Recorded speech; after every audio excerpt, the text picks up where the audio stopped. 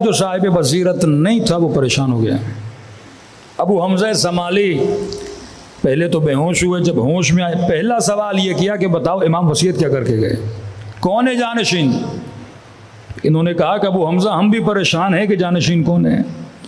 पहले कहा मंसूर दवानिकी वाली कूफा जोजा बेटा, और ये निशानियां बताई कि जैसे अबू हमजा समाली ने सुना तो पहला जुमला अल्हम्दुलिल्लाहिल्लज़ी हदाना, का खुदा का शुक्र है उसने जाफर सादिक के जरिए मुझे हिदायत अता फरमाई।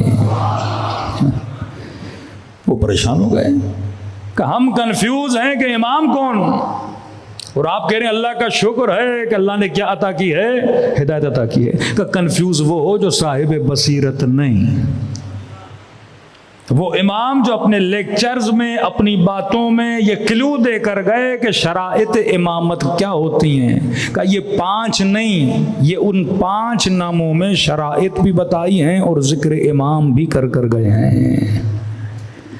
शराइत इमामत क्विज के क्वेश्चंस होते हैं ना, 5 ऑप्शन दिए जाते हैं।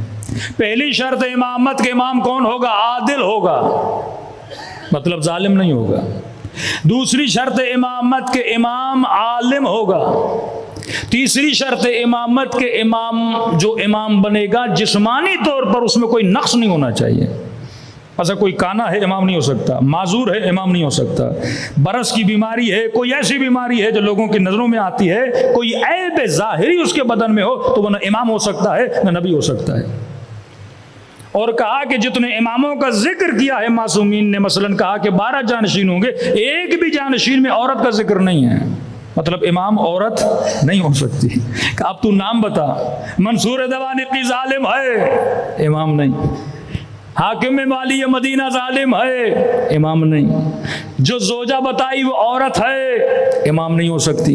जिस बेटे का जिक्र किया वो जिस्मानी तौर पे माजूर है, इमाम नहीं। बच गया एक ऑप्शन और वो है मूसा काज़िम अलैहिस्सलातु वस्सलाम।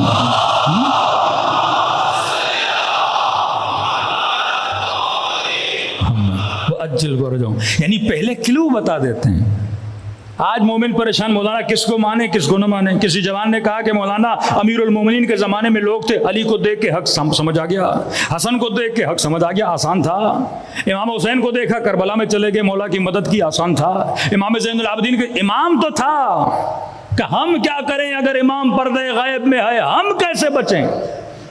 अगर इमाम होते मैं इमाम के पीछे चलता। आज इतने फिरके, इतनी बातें, इतने नजरिए, मौलाना हम जाएं तो कहाँ जाएं। मैंने कहा अली नहीं तो क्या हुआ, अली की बातें तो हैं।